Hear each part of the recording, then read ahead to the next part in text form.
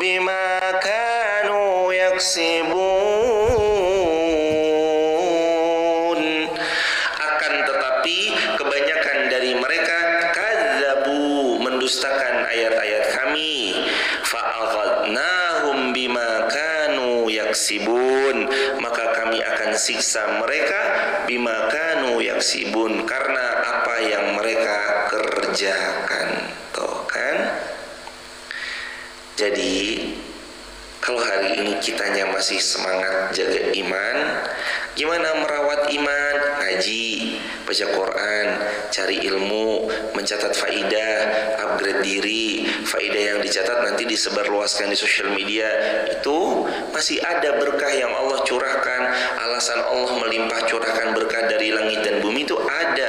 Nih loh, hambaku pagi-pagi udah bangun, dapat berkah doanya Nabi Muhammad, Allahumma barik li ummati fi bukuriha. Ya Allah, berkahi umatku yang bangun pagi-pagi dan beramal soleh sepagi mungkin.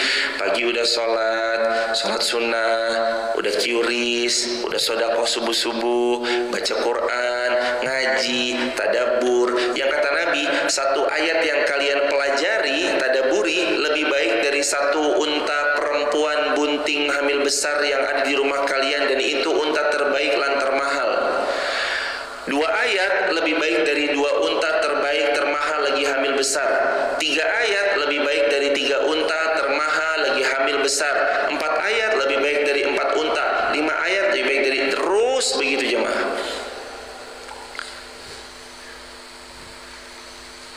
Jadi selama ada yang iman, takwa, jaga imannya, jaga takwanya, mau ngajinya, akan selalu ada alasan Allah nurunkan keberkahan buat satu wilayah.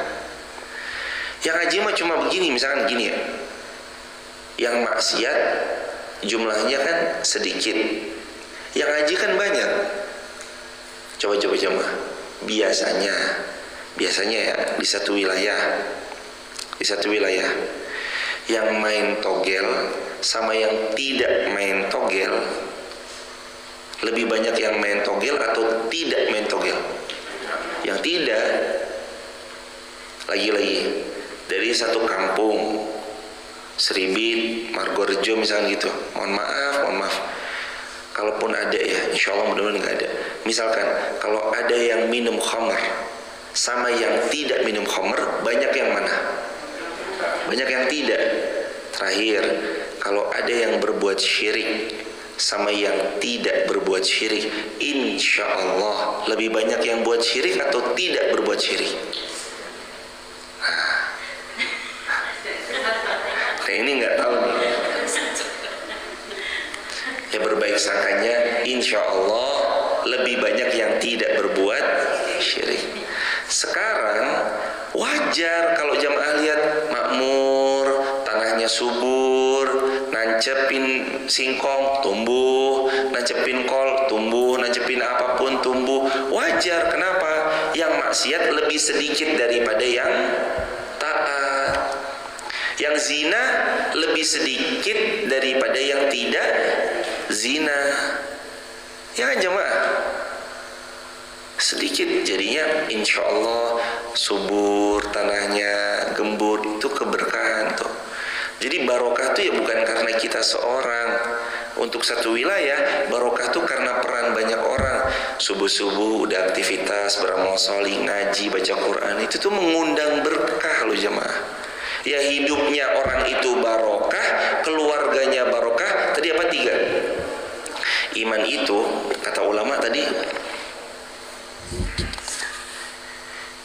iman itu akan menumbuhkan keberkahan untuk dirinya sendiri, keluarganya, dan untuk kehidupannya.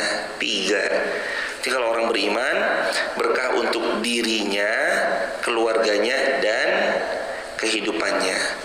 Kehidupan yang mana? Bermasyarakat. Jadi kita beriman itu ya berkah untuk diri sendiri, iya, berkah untuk keluarga, iya, berkah untuk lingkungannya juga, iya. Apalagi kata Nabi, siapa yang datang menuntut ilmu dia atau mengajarkan ilmu dia, malaikat nih 6 mendoa, semua pihak 6 mendoakan. Allah mendoakan, malaikat mendoakan, penduduk langit mendoakan, penduduk bumi mendoakan, ikan di lautan mendoakan, semut di seluruh dunia mendoakan.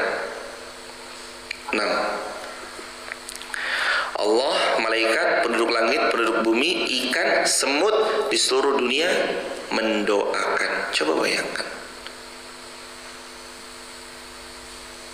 Istiqomah jemaah. Capek sekali memang, iya. Mata udah kelihatan 5 watt. Capek jemaah. Mungkin semalam anak lagi rewel, atau mungkin anak lagi sakit, atau mungkin semalam jemaah ada hajat, atau mungkin jemaah harus bungkusin sesuatu karena besoknya harus dijual, sehingga sampai tidurnya baru larut malam jam 12:30. Sekarang harus udah ngaji, live streaming. Capek. Tapi insya Allah capeknya kita kan setimpal sama apa yang Allah berikan untuk kita. Keberkahan dalam hidup. Nah ini makanya keberkahan, dicari keberkahan. Kalau seorang hamba itu kadzabu, mendustakan Allah, ayat-ayat Allah, mendustakan utusan-utusan Allah, fa'akhadnahum bima kanu yaksibun, kami azab dan siksa mereka dengan siksaan yang pedih karena bima kanu yaksibun, apa yang mereka kerjakan.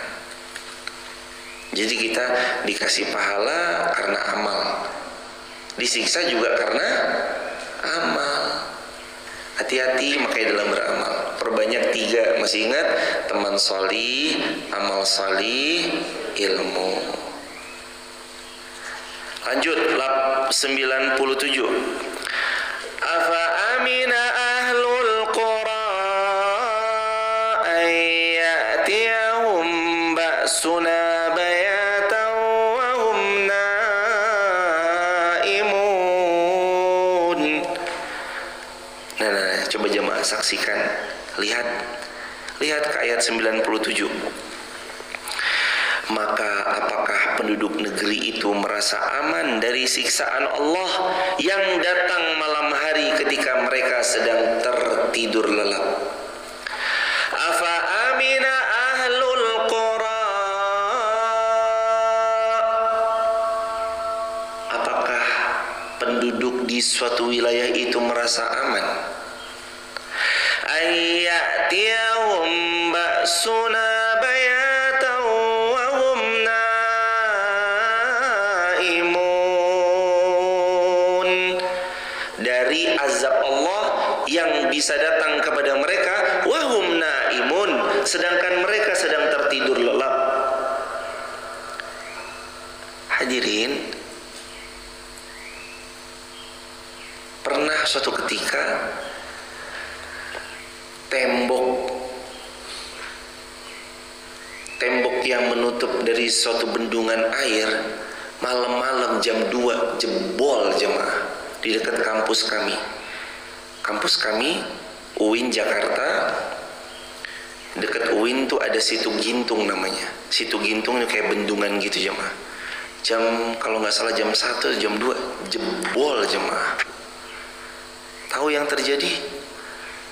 Airnya langsung menimpa rumah-rumah, rumahnya hancur, plus orang yang sedang tertidur lelap ikut hanyut lalu wafat.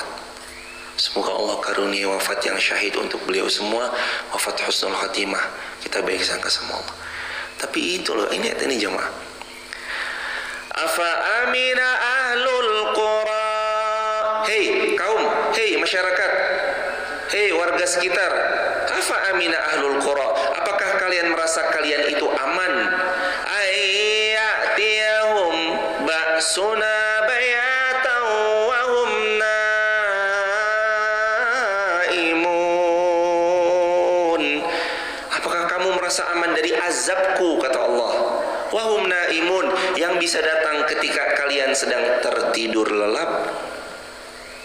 Tadi malam pas kita lagi tidur, kalau Allah mau bilang, wahai Sindoro, wahai Sumbing, meledaklah kalian, gampang nggak bagi Allah? Gampang. Sindoro yang mungkin kita taunya Sindoro mah udah nggak aktif. Bagi Allah gampang mau mengaktifkan lagi. Tombol on, tombol off ada di tangan Allah, di genggaman Allah. Kun fayakun ada dalam kendali Allah. Wa huwa ala kulli syai'in qadir. Allah Maha berkehendak atas segala sesuatu. Yang tadinya kita bilang Sindoro kan udah nggak aktif, mudah bagi Allah tiba-tiba dan letupannya mau disampaikan tepat ke rumah kami, ke masjid ini, atau ke wilayah kita yang kita bilang kita mah jauh Ustaz. Enggak. Kalau Allah berkehendak mau jauh mau dekat, musibah bisa datang ketika kita sedang tertidur lelap. Tahu apa pesannya? Makanya sebelum tidur, astagfirullah ya Allah, kalau kami masih banyak lupanya baca doanya, lupanya mengamalkan amal sunnah, banyak bermaksiatnya ketika malam. Nih penting nih jamaah. Makanya ketika sebelum tidur perbanyak amal salih. Jangan lupa mulu nggak wudhu sebelum tidur. Jangan lupa mulu sebelum tidur nggak kebas kasur. Sebelum tidur nggak padamkan lampu, tutup bejana. Kan kata Nabi gitu, sesiapa yang hendak tidur padamkan lampu, kunci pintu-pintu rumah kalian, tutup bejana-bejana kalian, tutup makanan-makanan kalian. Itu nasihat Nabi kan. Makanan ditutup, barangkali ada cicak yang nyicipin, ditutup makanya. Bejana ditutup, pintu dikunci, padamkan api, lampu dipadamkan. Saya nggak bisa tidur kalau nggak terang, monggo. Tapi saran kami berlatih untuk tidur dalam keadaan lampunya gelap. Karena sunnahnya Rasulullah tidur dalam keadaan lampunya gelap. Jadi sambil matiin lampu, sambil melatih diri untuk mencintai salah satu sunnahnya baginda Rasulullah Muhammad SAW. Kalau bisa dilatih. Tapi kan nggak bisa, ya monggo kembali ke masing-masing. Kalau mau terang ya nggak apa-apa. Tapi kalau bisa dilatih. Sebelum tidur, padamkan lampu, tutup bejana, tutup makanan, kunci pintu, kebas atau bersihkan tempat tidur. Terus wudu, baca ayat kursi, al-ikhlas, al-falak, an-nas. Supaya apa? Malam itu sebelum tidur nggak maksiat. Sebelum tidur scroll sampai jatuh HP-nya. Nontonnya yang kurang faidah. Ya nek scroll nontonin Quran ceramah ya oke lah. Tapi kan kadang random yang suka muncul di beranda misalkan gitu, nanti malah lupa. Makanya diikat sebelum tidur amal salih, supaya kalau nanti nggak bangun-bangun lagi, entah datang musibah atau tiba-tiba wafat, insya Allah kita dalam keadaan baik, husnul khatimah. Afa amina ahlul qura ayyatiyahum ba'suna bayatan wa hum naimun.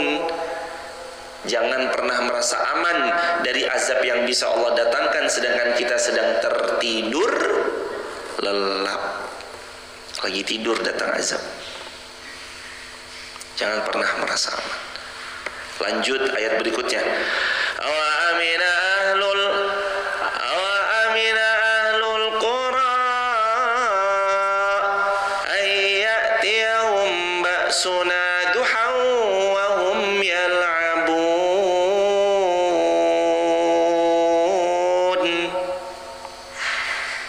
Awa amina ahlul qura, apakah satu penduduk negeri merasa aman? Ayyatiyahum ba'suna, tentang datangnya musibah, tentang datangnya azab dari kami. Duha, di waktu duha. Wahum yal'abun, ketika mereka sedang bermain-main. Jemaah,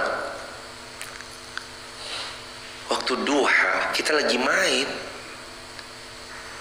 Kita lagi main di tepian pantai, lalu tiba-tiba Allah datangkan tsunami. Kita lagi santai-santai di waktu duha, tiba-tiba digoncang dengan gempa dan likuifaksi. Kita lagi main-main bersenang-senang di waktu duha, tiba-tiba azab Allah datangkan. Makanya jangan merasa aman jemaah. Tiap hari ini kita dipantau terus.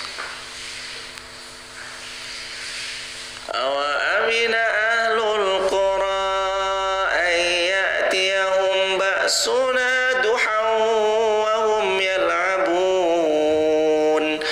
Jangan kalian merasa aman dari azab kami yang bisa saja azab itu datang di waktu duhaw wa hum yal'abun, di waktu duha ketika kalian sedang bermain. Lagi tidur azab bisa datang. Lagi kita sedang bermain-main pun azab Allah bisa datang. Kita kira kita lagi have fun, berpesta pora, bermaksiat pada Allah, meminum minuman yang gak Allah suka. Di waktu itu tiba-tiba Allah lontarkan air yang tinggi, dan panggung hiburan itu pun roboh. Panggung hiburan itu pun hancur seketika, digulung oleh air yang sangat tinggi. Pernah kejadian? Lagi apa mereka? Lagi bersenang-senang, have fun, yal'abun, lagi main-main, hahaha, cicet sana sini, tiba-tiba awa amina ahlul qura ayyatiyahum ba'suna duhaw wa hum yal'abun. Apakah kalian merasa aman dari azab kami yang bisa datang kepada kalian ketika kalian yal'abun, sedang bermain-main? Yal'abun, kalian lagi berpesta pora, kalian lagi jingkrak-jingkrak, kalian lagi joget-joget, kalian lagi maksiat pada Allah, tiba-tiba hilang semuanya. Hadirin, nggak ada tempat bagi kita untuk merasa aman dari azabnya Allah, nggak ada.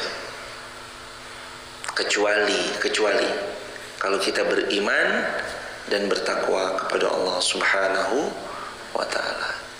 Amanu wattaqau, iman dan takwa. Kalau mau aman, beriman, bertakwa, udah tuh jemaah. Kalau beriman, bertakwa, mau dimanapun dipundut, siap atau enggak? Siap. Di pasar jaga iman, jaga takwa, zikir terus. Nah kalau tiba-tiba wafat, siap. Dimanapun kita jaga iman, jaga takwa, supaya kalau dipundut sama Allah kapanpun kita siap. Jangan merasa aman. Awa amina ahlul qura. Apakah kamu merasa amin, merasa aman? Ahlul qura, wahai para penduduk satu negeri, ayyatiyahum ba'suna, tentang datangnya azab dari kami secara tiba-tiba. Yang pertama, wahum naimun, ketika kamu lagi tidur. Yang kedua, duha wahum yal'abun, waktu duha atau waktu di saat kalian sedang bermain-main, bisa datang azab Allah. Tapi kalau kitanya siap sedia setiap saat, kapanpun Allah pundut, insya Allah wafat husnul khatimah. Siap-siap. Ya Allah, bantu kami istiqomah, siap-siap menjauh dari maksiat, menjauh dari dosa, menjauh dari yang gak boleh, menjauh dari sesuatu yang membuat Engkau murka, dan mudahkan kami istiqomah.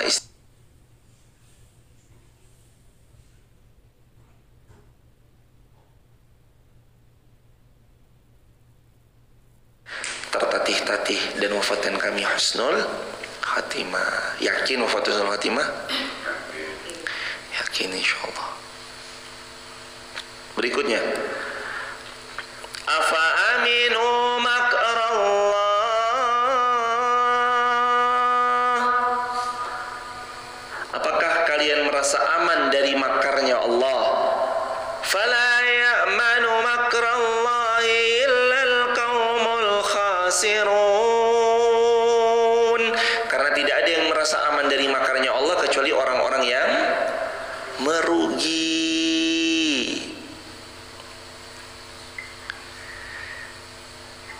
merasa aman dari makar Allah, merasa aman dari pantauan Allah. Allah mah nggak ngelihat. Ya lah, udah kali besok juga bisa taubat. Nah, ini kalimat-kalimat yang serupa dengan afa aminu makrallah. Apakah kamu merasa aman dari Allah, dari rencana-rencananya Allah? Kita bilang nggak apa-apa lah, masih muda, ntar aja kali kalau udah tua, merasa aman. Ntar aja lah kalau udah tua tobatnya, itu merasa aman. Seolah-olah dia yakin betul umurnya sampai pada usia tua, padahal belum tentu. Udahlah, besok kan juga bisa tobat kali. Allah kan maha pengampun, bisa kali kita cicip-cicip sebentar. Udahlah, kapan lagi kita, udahlah merasa aman dari penglihatan Allah, pengawasan Allah, padahal kita selalu diawasi berapa?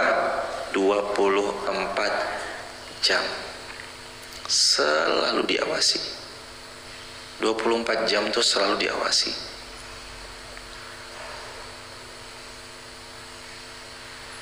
Jangan merasa aman dari penglihatan Allah, karena tidak ada yang merasa aman dari penglihatan Allah kecuali mereka orang-orang yang merugi. Awalam yahdi lilladzina yarisuna al-ardha min ba'di ahliha allau nasha'u asabnahum bizunubihim wa tataba'u ala qulubihim fahum la yasma'un.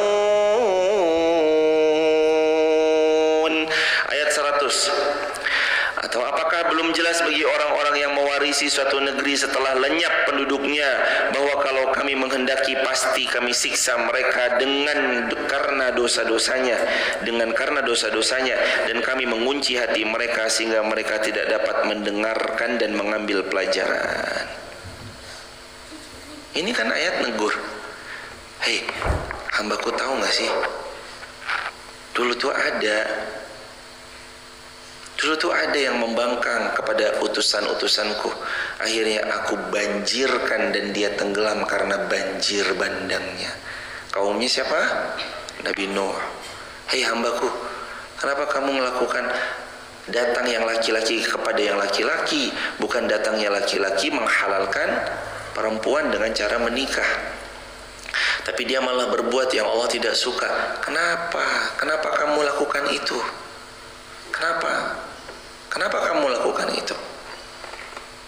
Bukankah kamu tidak tahu dulu Allah sudah pernah binasakan mereka, lalu kamu enggan mengambil pelajaran atasnya, atas amala qaumi Lut, kaumnya Nabi Lut? Kenapa nggak mengambil pelajaran? Ayat 100 ini tuh ayat pengingat. Apakah belum jelas bagi kalian atas apa yang pernah dilakukan penduduk-penduduk yang masa lalu?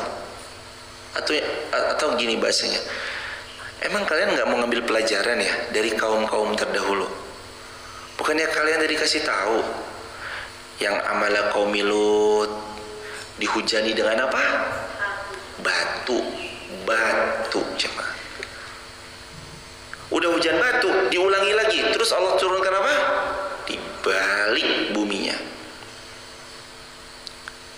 Atau dalam ayat kemarin Allah turunkan gempa yang membuat bangunan-bangunan rumah mereka hancur dan mereka mati tertimpa reruntuhan. Itu udah dikasih tahu. Jangan bangkang, nanti kamu kena dilahap air seperti kaumnya Nabi Nuh.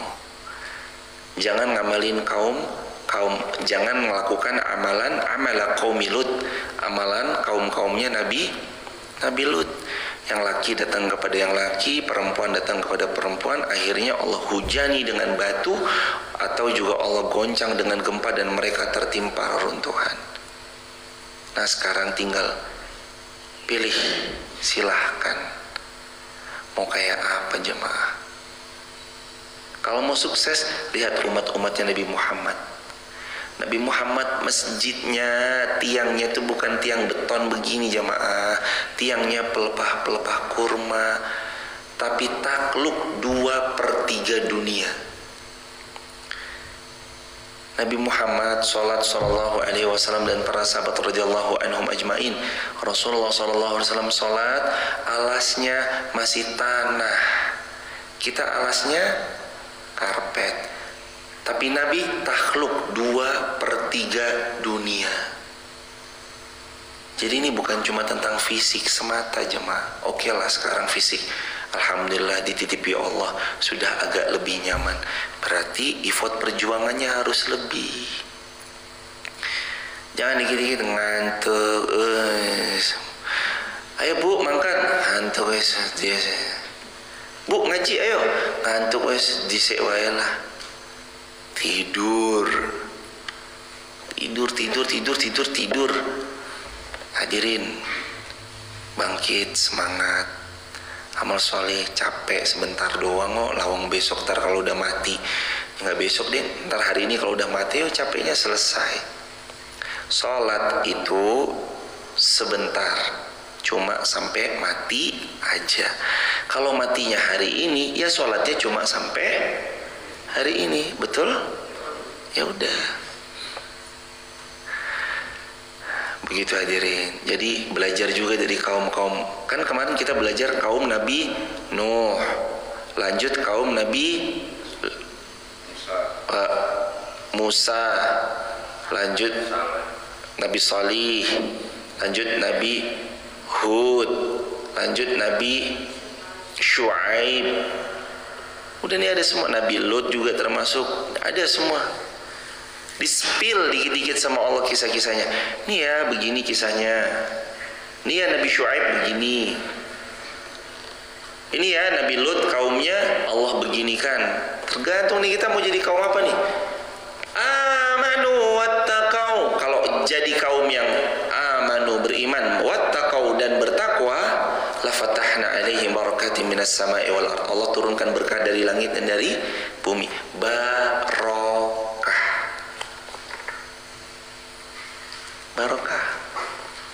Amanu wattaqau.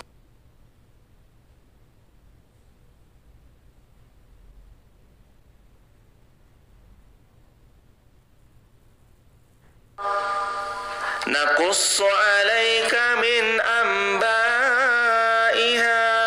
wa laqad ja'atuhum rusuluhum bil bayyinat fama kanu liyu'minu bima kazzabu min qabl kadzalika yatba'u Allahu 'ala qulubil kafirin. Artinya, itulah negeri-negeri yang telah kami binasakan. Kami ceritakan sebagian kisah-kisahnya kepadamu. Rasul-rasul mereka benar-benar telah datang kepada mereka dengan membawa bukti-bukti yang nyata, tetapi mereka tetap tidak mau beriman kepada apa yang telah mereka dustakan sebelumnya. Demikianlah Allah mengunci hati orang yang kafir. Ini kan Allah bilang, Allah berfirman, sudah aku ceritakan ya kaum-kaum sebelumnya. Udah diceritain belum? Udah. Mereka ngapain? Akhirnya gimana? Kalau kaum Lut tadi udah diceritain semuanya, digoncang gempa, dihujani dengan batu, mati semuanya. Kaumnya Nabi Nuh dibanjir bandangkan, lalu mati semuanya kecuali yang naik ke atas bahtera kapalnya Nabi Nuh. Udah ceritain ya. Semuanya udah. Ambil pelajaran atau tidak terserah. Kamu mau tetap sama maksiatnya atau mau berubah, taubat, silakan. Allah silakan tuh. Allah udah ngasih tahu sama kita. Itulah negeri-negeri yang telah kami binasakan. Artinya tuh lihat ya. Dulu udah ada cerita-cerita ya. Negeri-negeri yang dibinasakan Allah. Kami ceritakan kepada kalian kisah-kisah itu yang sudah aku Allah jelaskan pada kalian.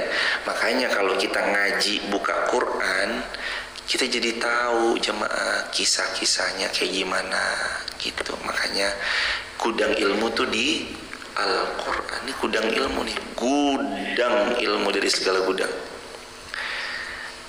Jamaah, Lalu ketika Allah Subhanahu wa taala bilang, Rasul-rasul juga udah kami utus tapi mereka mendustakan, lalu kami kunci sekalian hati mereka. Jadi dikunci hatinya itu ada sebabnya. Kufurnya sudah parah.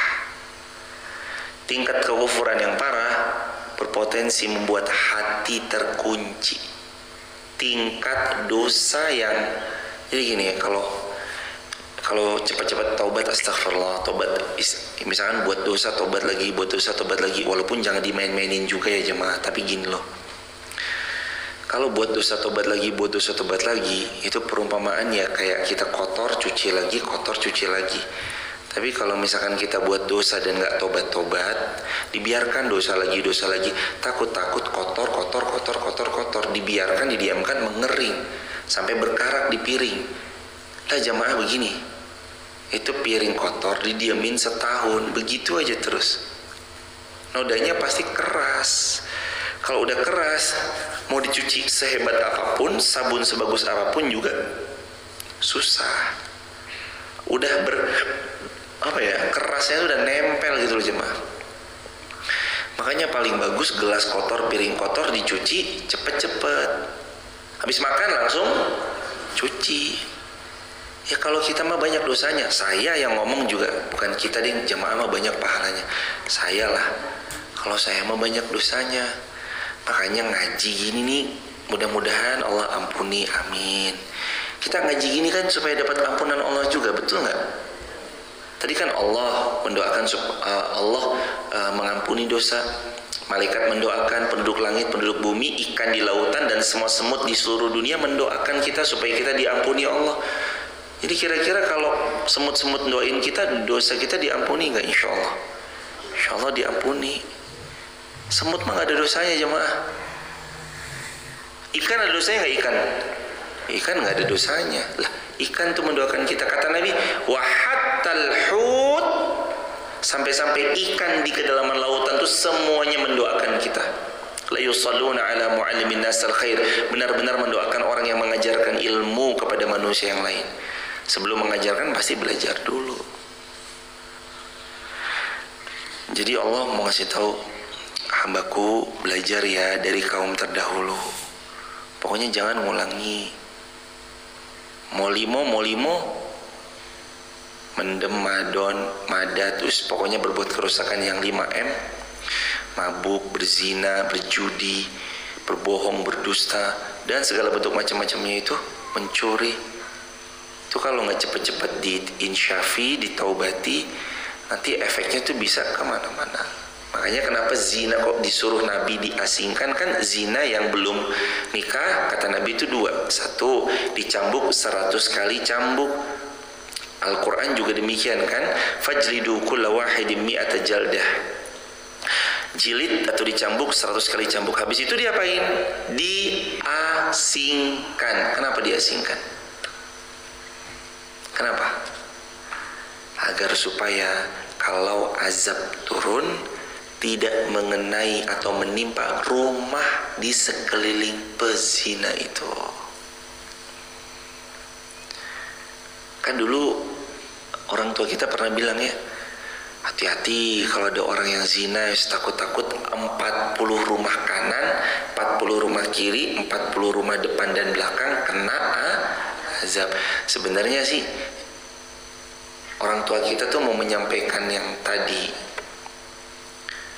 ayat Allah yang berbunyi, hati-hati kalau azab Allah datang tuh nggak nimpa cuma sama orang yang berbuat maksiat aja, tapi juga azab Allah menimpa kepada yang tidak maksiat, nggak salah juga bisa kena, ya ta jemaah. Makanya diasingkan gitu jemaah. Mereka memenuhi janji, artinya kebanyakan mereka ingkar janji. Sebaliknya yang kami dapati kebanyakan mereka orang-orang fasik.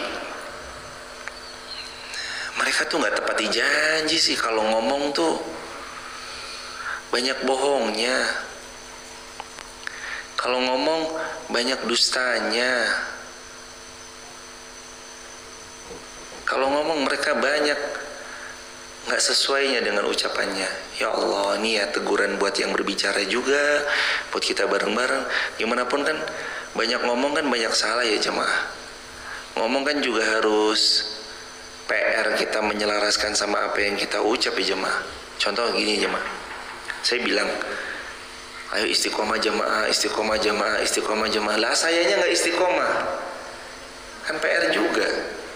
Jemaah jangan lupa kyuri sedekah subuh. Lah sayanya nggak sedekah subuh, kan PR juga. Allah tuh benci banget loh. Wah ini PR-nya buat saya, ini ayat ini buat saya, lalu buat kita bareng-bareng sebagai pengingat. Kabura maqtan ayadallah ataqulu ma la taf'alun ataqulu ma la taf'alun. Kabura, sangat amat besar kebencian indallah. Kabura maqtan indallah, sangat amat besar kebencian di sisi Allah. Artinya Allah sangat amat benci. Ataqulu, kamu ngucap, kamu ngomong, kamu ceramah, kamu tausiah, ma la taf'alun, tapi kok kamu nggak ngelakuin. Nyuruh orang sedekah subuh, sedekah subuh, sedekah subuh, ya dianya nggak sedekah subuh. Suruh orang istiqomah, istiqomah, istiqomah, ya dianya istiqomah aja enggak. Subuh tidur. Suruh istiqomah bangun subuh, ya dianya malah nggak istiqomah. Suruh istiqomah Quran, dianya nggak baca Quran. Ini ayat untuk yang banyak bicara, saya, untuk kita juga sebagai pengingat. Jangan sampai kita dibenci Allah gara-gara ucapan gak selaras dengan yang kita lakukan. Kalau nyuruh orang sedekah, ya kita sedekah subuh juga. Nyuruh orang istiqomah, yuk kitanya maksain diri untuk istiqomah. Nyuruh orang baca Quran, ya kitanya juga baca Quran. Baca Quran. Summa ba'asna min ba'dihim Musa bi ayatina ila fir'auna wa mala'ihi fazalamu biha fanzur kaifa kana 'aqibatul mufsidin.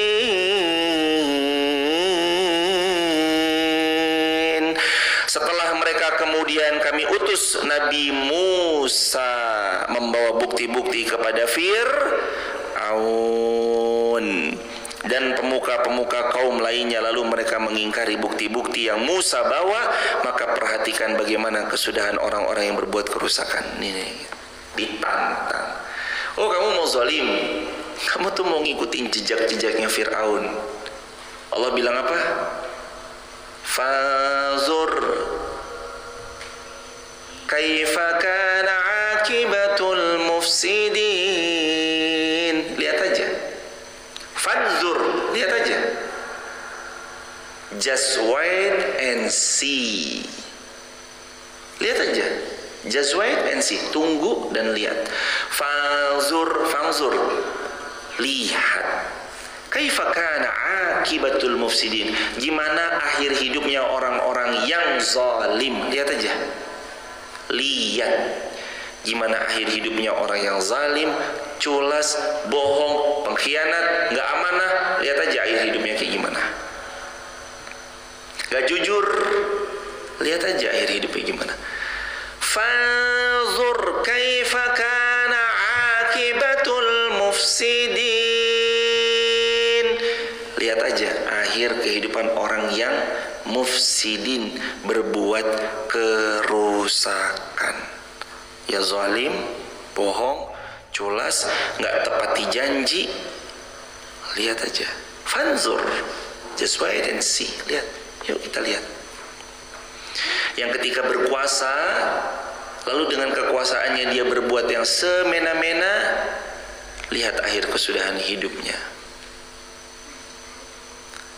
Wah, kalau Allah udah nantang begini tuh ngeri loh jemaah. Tuh lihat Fir'aun. dulu kekuasaannya kayak apa, tapi ujung-ujungnya tenggelam.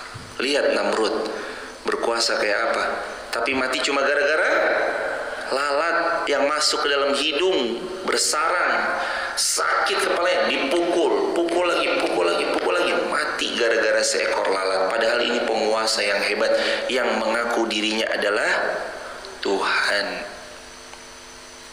Lalu kita mau coba-coba, lihat aja. Coba-coba berkhianat, lihat aja.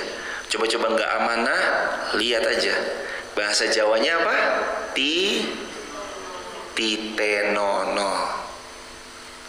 Titenono. Fanzur, perhatikan. Lihat aja. Titenono.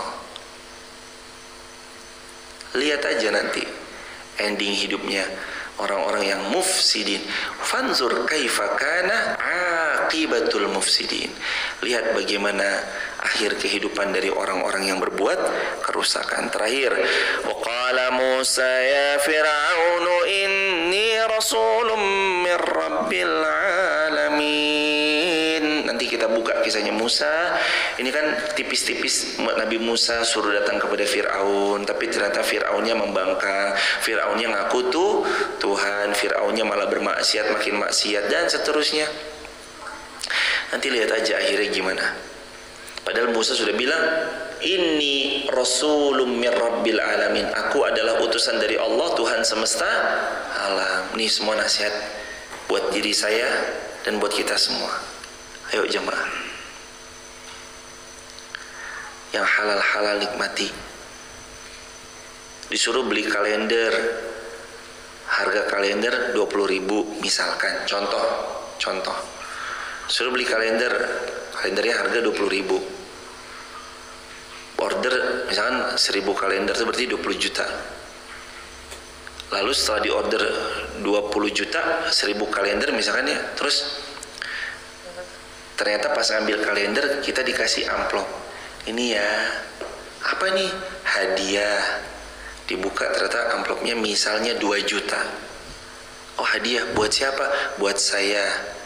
Nih, uang yang kayak gitu bukan punya kita, tapi milik siapa?